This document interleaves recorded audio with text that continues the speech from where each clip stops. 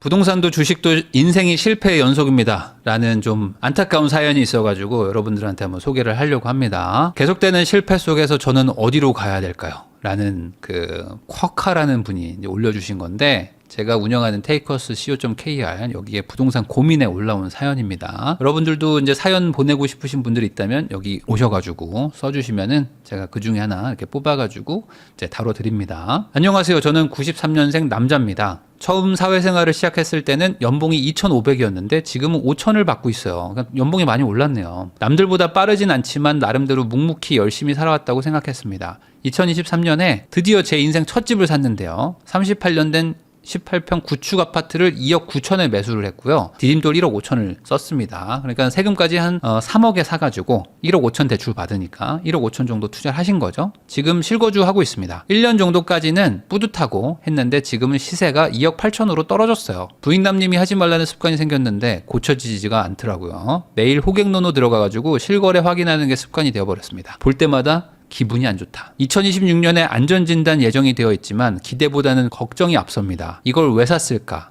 나는 왜 항상 타이밍이 이럴까 하는 생각이 점점 늘어갑니다. 살 집이 생겼으니까 이제 남은 돈이라도 잘 불려보려고 노후 대비로 연금 저축도 좀 넣고요. 미국 주식 투자를 시작했습니다. 그런데 투자도 시작한 지 얼마 안 돼서 미국 관세 전쟁 이슈가 터지면서 주식 계좌가 폭삭 망해버렸습니다. 지금 뭘 해도 실패하는 기분이 들고요. 나는 왜 되는 게 없을까? 이렇게 가고 있는 게 맞는 건가? 요즘은 슬럼프를 넘어가지고 공허함과 무기력함만 남았습니다. 저는 소득의 80%를 저축하고 SNS도 안 하는데요. 셔틀버스가 있어가지고 교통비도 안 듭니다. 점심 저녁도 회사에서 해결하고 성격도 내향적이어가지고 집에 있는 걸 좋아해서 게임이나 러닝 같은 거를 취미로 하는데 요즘은 그마저도 재미가 없어서 아주 답답하고요. 거기다가 더 힘든 건 이런 고민을 털어놓을 사람이 주변에 없다는 겁니다. 돈도 안 쓰는데 주변 사람들이 저를 이상하게 봅니다. 왜 그렇게 아끼냐? 돈도 좀 쓰고 경험을 늘려라. 같은 말을 자주 듣는데 그렇다고 해서 그 사람들이 제 상황을 이해해 줄 수도 없고요. 결국 혼자 생각하다가 더 우울해지는 것 같습니다. 저는 어디서부터 다시 시작해야 될까요? 계속되는 실패와 외로움 속에서 어떻게 마음을 다잡고 다시 방향을 나아갈지 조언 좀 부탁드리겠습니다 라는 사연이었습니다. 근데 여러분들 이런 사연 보시면 어때요?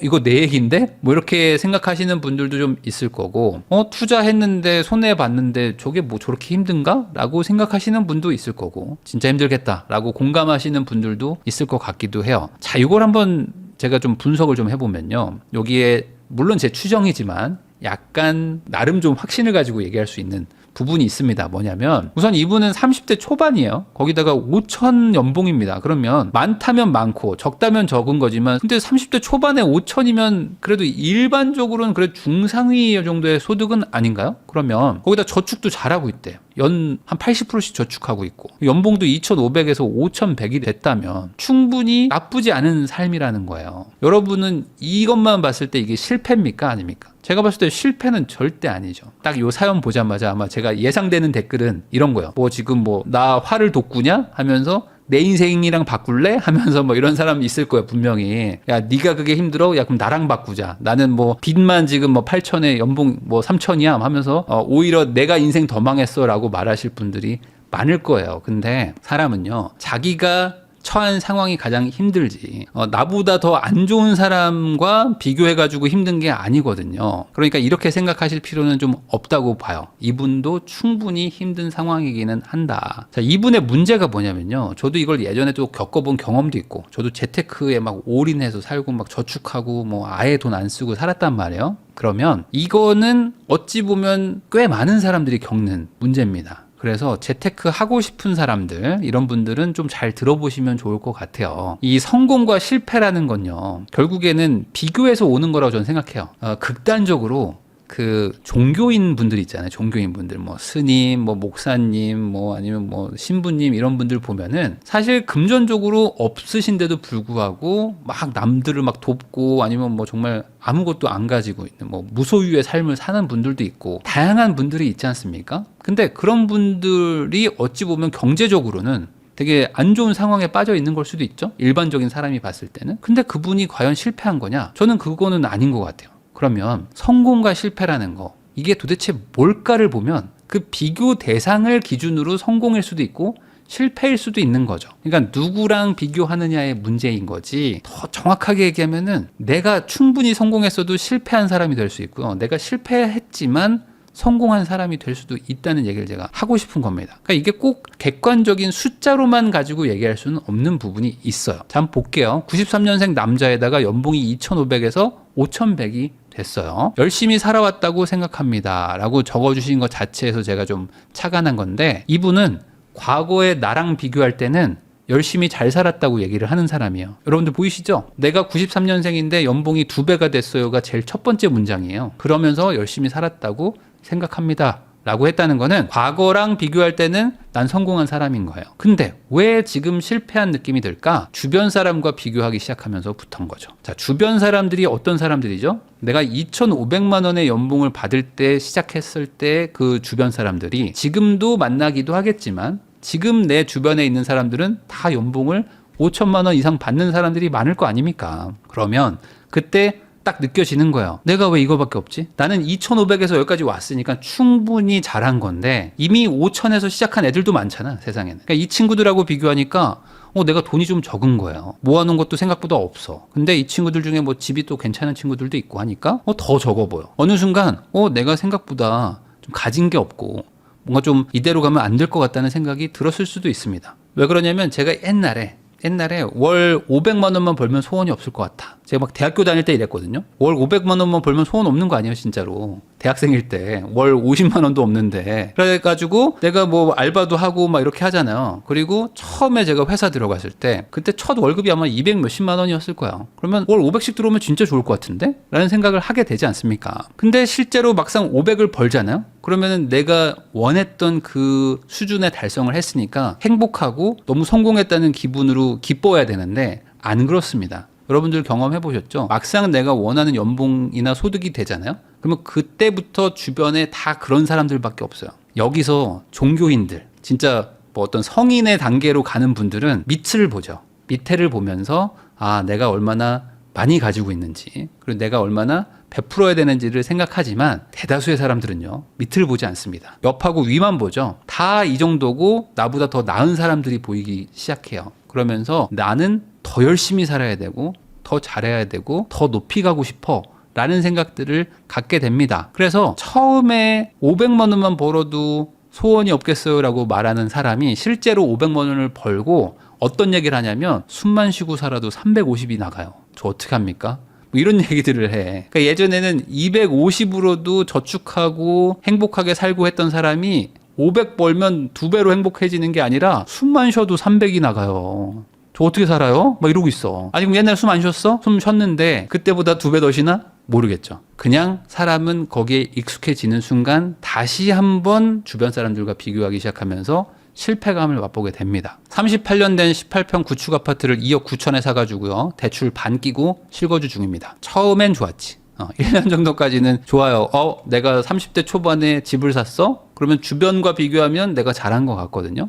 근데 시세가 빠지니까 이제 주변하고 다시 비교하기 시작하는 겁니다. 자, 내가 1억 5천을 모았어요. 그런데 이분이 그냥 1억 5천이면 대출 받아가지고 뭐 한 4억짜리, 5억짜리도 살 수 있거든요. 근데 이분은 전략적으로 뭐 38년 된 아파트를 샀대요. 그러면 3억짜리를 산 거잖아요. 18평짜리 구축을 산 거니까 이걸로 재건축을 해가지고 대박을 내보겠다는 마음이 있었겠죠? 아무래도. 그러면 이걸로 그냥 무난한 집 사서 살아도 되는데 재건축에 투자했다는 거는 아마 제 추론이지만 이렇게 내 전 재산을 걸어서 투자했다는 거는 분명히 주변 사람들과의 비교를 하면서 이제 내가 한번 좀 뛰어넘어 봐야겠다 라는 생각으로 이게 시작된 게 아닐까. 물론 다른 이유도 있었을 수 있겠죠. 그러니까 세상에 돈 많은 사람도 많고 여기서 안주하지 말고 조금 더 가봐야겠다라는 생각에 한 방을 노렸을 수도 있습니다. 그러면 여기서 이제 부동산 투자를 해봐야지만 깨닫는 것 중에 하나가 나오는데 생각보다요, 이게 압박감이 커요. 그러니까 내 전 재산 다 집어넣었죠. 거기다가 대출을 받았습니다. 대출 1억 5천? 이거는 대출을 더 많이 받아본 사람 입장에서는 그게 뭔 대출이야? 라고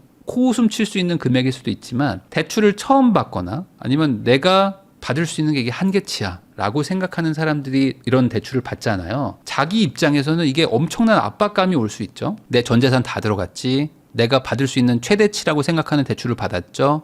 이자 나가고 있죠. 올라야 된다. 올라야지 내 마음이 편해진다는 압박감이 있어요. 근데 안 오르고 빠졌다. 그러니까 이제 내 투자라는 거 자체가 이제 부정당하기 시작하는 거예요. 자, 근데 지금 1,000만 원 정도 빠졌다고 그랬잖아요. 그러면 중개 수수료에다가 취득세랑 이런 거 합치면 사실상 1,500만 원 정도 손해거든요. 근데 요 1,500만 원 손해 연봉이 5천인데 라고 생각하면 그렇게 크지는 않을 수 있다라는 생각이 들지 않을까요? 아니 내가 연봉이 5천인데 저축도 80% 하는데 1,500만 원 빠졌다고 해가지고 엄청난 손해는 아니잖아요, 여러분들. 그래서 이렇게 생각하면 그나마 낫거든요. 근데 제가 이건 추정입니다. 추정인데 이분은 이거랑 비교한 게 아닐 것이다. 뭐랑 비교했을까요? 제가 봤을 때 여기랑 비교했을 확률이 생각보다 높다.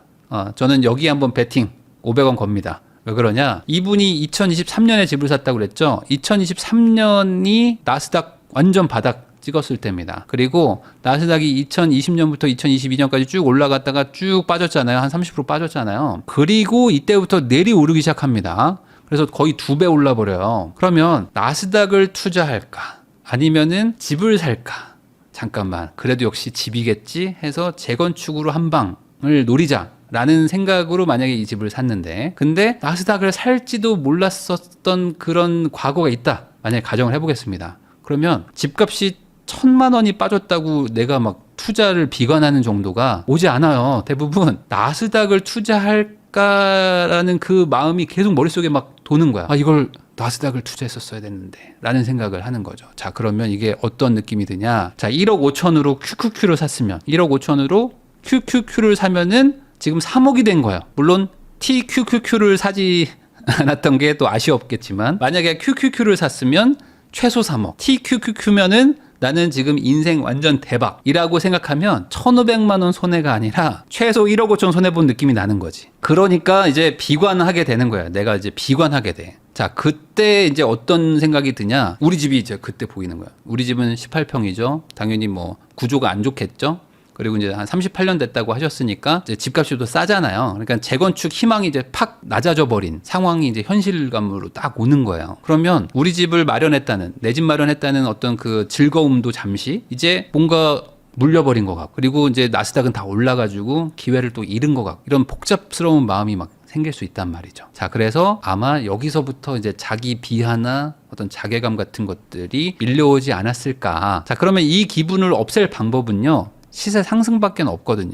그래서 호갱노노를 보고 있는 거로 전 추정됩니다. 그래서 얘라도 빨리 올라가 줘야 내 선택이 그래도 나쁘지 않았어 라는 거를 인증받을 수 있거든요. 인증. 왜냐면 나는 지금 저축도 열심히 하고 막 돈도 안 써가면서 어찌 보면 잘 해왔는데 여기서 삐끗한다는 거를 인정하기가 쉽지 않아요. 왜냐면 나스닥 샀으면 1억 더 벌었는데 누가 빨리 3억이라도 좀 누가 찍어주면 좋겠다.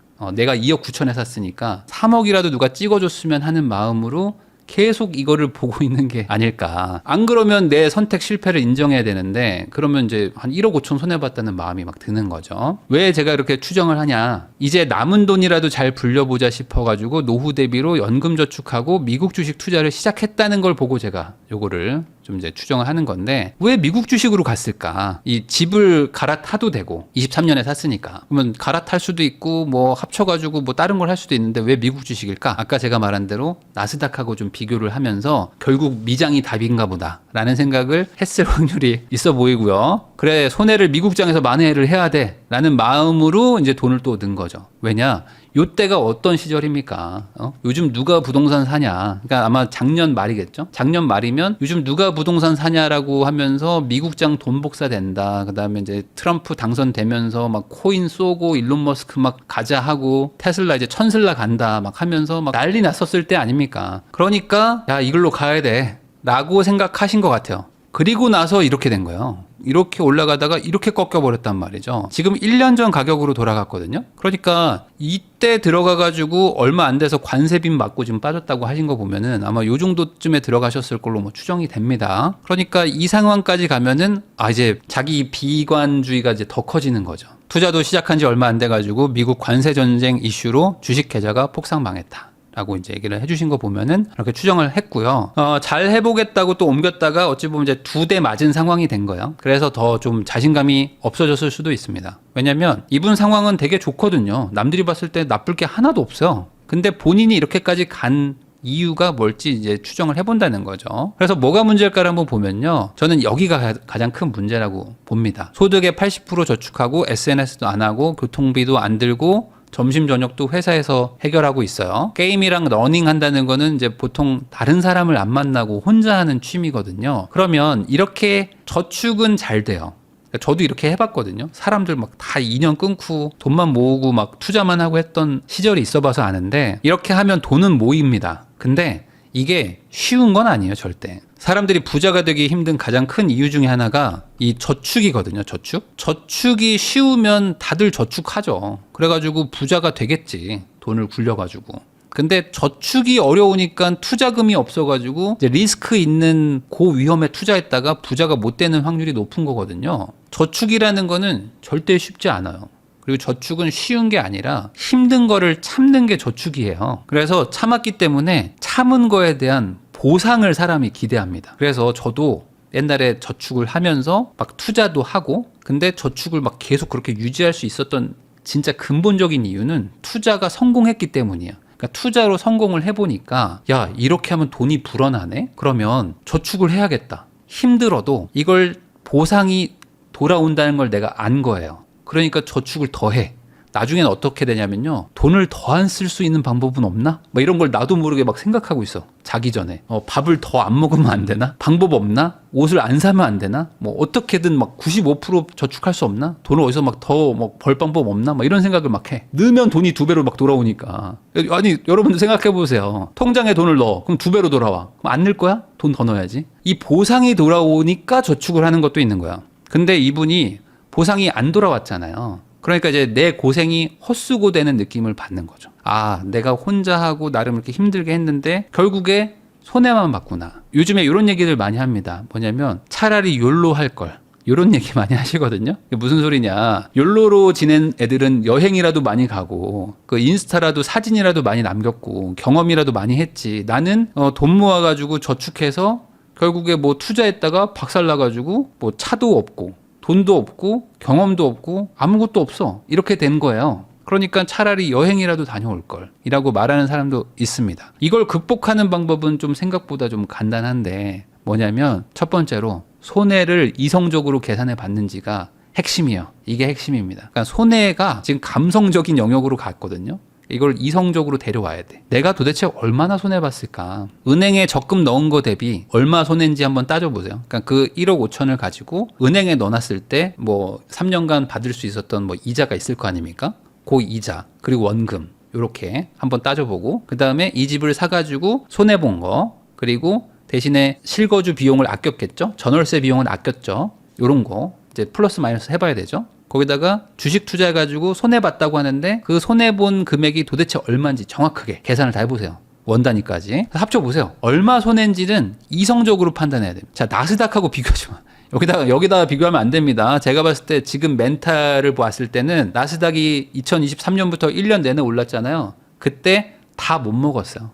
분명히 중간에 내렸을 확률이 높습니다. 그러니까 남들 최고로 잘 된 거랑 비교하지 마시고 예금 이자랑 한번 비교해 보세요. 그러면 딱히 그렇게 손해 크지 않을 겁니다.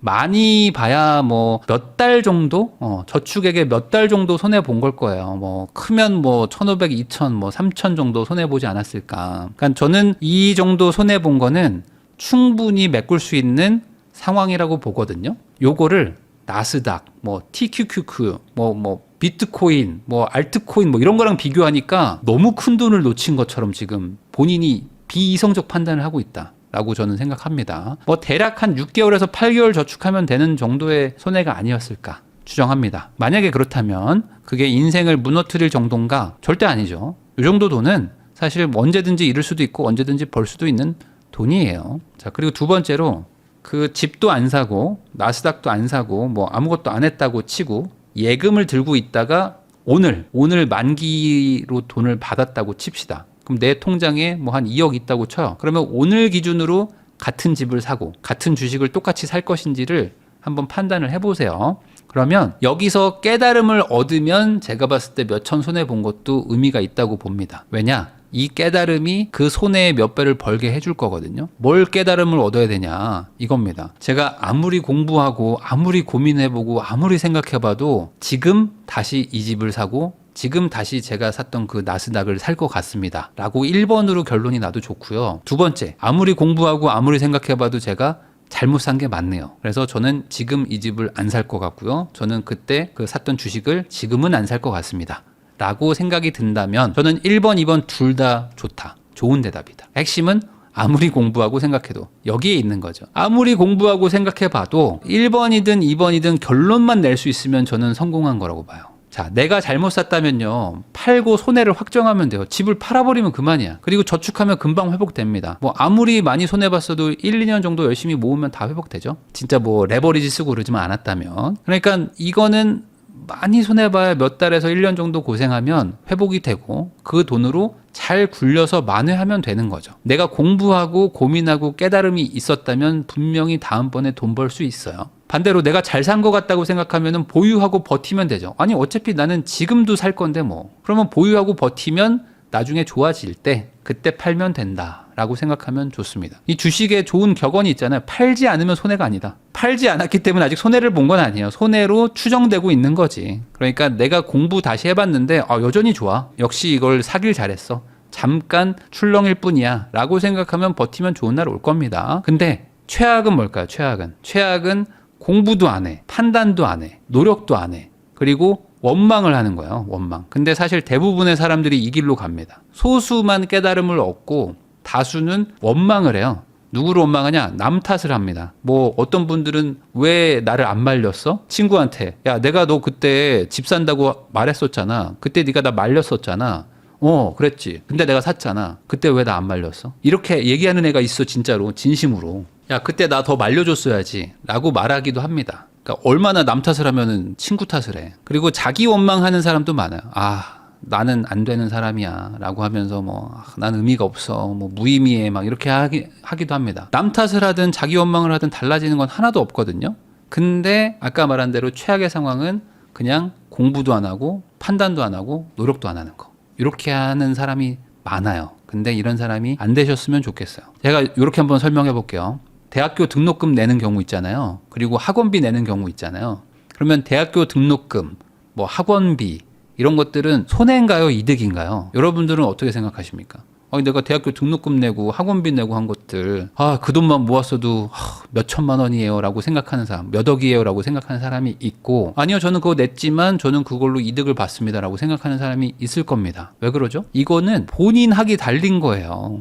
본인이 이거를 냈지만 그 이상을 얻으면 나는 그게 투자를 한 것이고 내가 이거를 하나도 못 얻었으면 그냥 나는 여기서 그냥 손해 본 겁니다. 자 그러면 심플한 거죠. 이 문장에 대한 답은 본인에게 달렸다. 나는 이번에 손해를 본 겁니까? 아니면은 수업료를 낸 겁니까? 제가 너무 정신 승리하는 거예요. 정신 승리일 수도 있지만 저는 여기서 답을 찾는다면 이거는 절대 손해가 아니라고 봅니다. 오히려 젊을 때 이렇게 손해 한번 보고 한번 밑바닥을 찍어보는 것도 길게 봤을 때는 투자에서는 도움이 된다고 봐요. 저도 옛날에 투자할 때 간이 되게 작았거든요. 근데 이런 것들을 겪으면서 이렇게 좀 커지는 건데 많은 사람들이 이런 어떤 고생이나 아니면 어떤 심리적인 불안감 이런 것들을 안 겪으면서 무조건 성공만 하길 바래요. 근데 다시 한번 말하지만 손해인 건지 수업료인 건지는 내가 정하는 거예요. 그러니까 이 상황에서 내가 뭘로 결론을 낼지는 내가 하기 나름이다. 저는 그렇게 생각합니다. 그래서 여러분들 중에 손해 본 사람들도 있을 거예요. 그리고 지금 집을 샀는데 손해 본 분들도 있고 주식 샀는데 손해를 본 분들도 있죠. 그러면 이걸 가지고 깨달음을 얻으면 그게 저는 수업료가 된다. 많은 분들이 수업료라고 생각하고 깨달음은 못 얻어. 그러니까 계속 수업료를 내는 거야. 그러면 안 되고요. 깨달음을 얻으셔가지고 수업료를 조금만 내세요. 앞으로 또 좋은 기회가 옵니다. 그러니까 이번에 한번 좀 툴툴 털고 일어나셔가지고 또 한번 잘 해보시면 충분히 좋은 상황이기 때문에 좋은 날이 조만간 곧 올 거라고 생각합니다.